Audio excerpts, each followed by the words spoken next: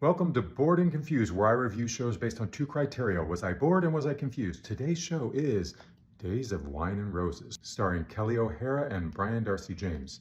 First of all, these actors are amazing. They can do no wrong.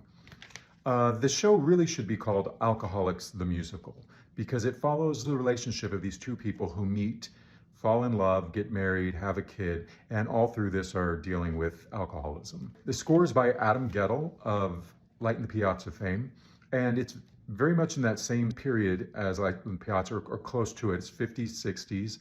The sets are amazing. They look beautiful. The costumes are great. All of that stuff is great. The music is lovely.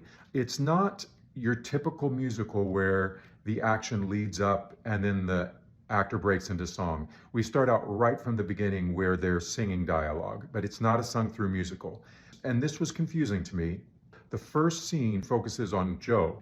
Joe is basically singing all his dialogue, and everyone is responding to him by speaking their answers. It's very strange, and I was confused at the beginning because I was trying to understand why this choice was made, and it was never really answered for me. I thought maybe it's because he was the drunk one, but everyone else at the party was drinking, and then later on, the character of Kirsten, she starts singing before she starts drinking, so I didn't follow that. And then it kind of flips in the next scene. Kirsten sings all of her stuff, and then Joe speaks his stuff. Maybe it has to do with them coming together and falling in love, and then once they fall in love, they sing together? Maybe that's it? Not sure. I was confused. Other than the confusion of when people sing and when people speak, the rest of the show, I pretty much was on board and not confused. But I was bored. And the reason is I liked Kirsten when I first met this character, but I did not like Joe. He does something right at the beginning where he asks Kirsten if she drinks, and she's like, no. And she says, well, you should drink. It makes you feel good. And she says, I already feel good. And I really liked her, and she was this strong person. But then Joe kind of tricks her into drinking. He asks her what she likes, and so she says she likes chocolate. So he orders her a drink with some kind of chocolate liqueur in it.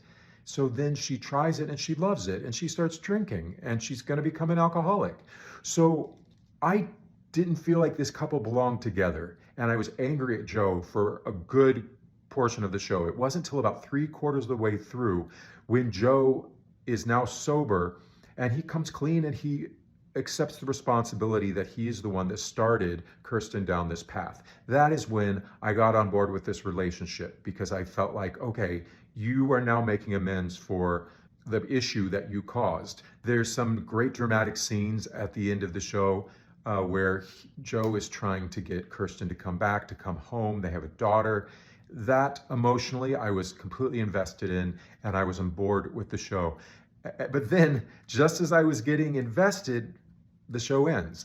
And there's not really any spoilers. It doesn't have a sad ending, and it doesn't have a happy ending. It has who knows what's going to happen next kind of ending. The music is gorgeous, but it is really just an extension of the dialogue. It really was like watching a play where they sing their dialogue.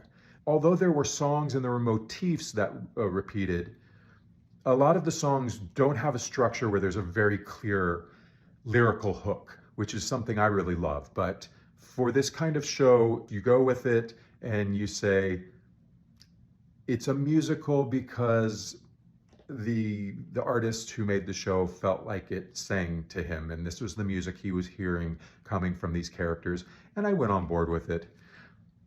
There were a few times when someone would sing a lyric and I'd go, if that had been spoken, it would have been funny.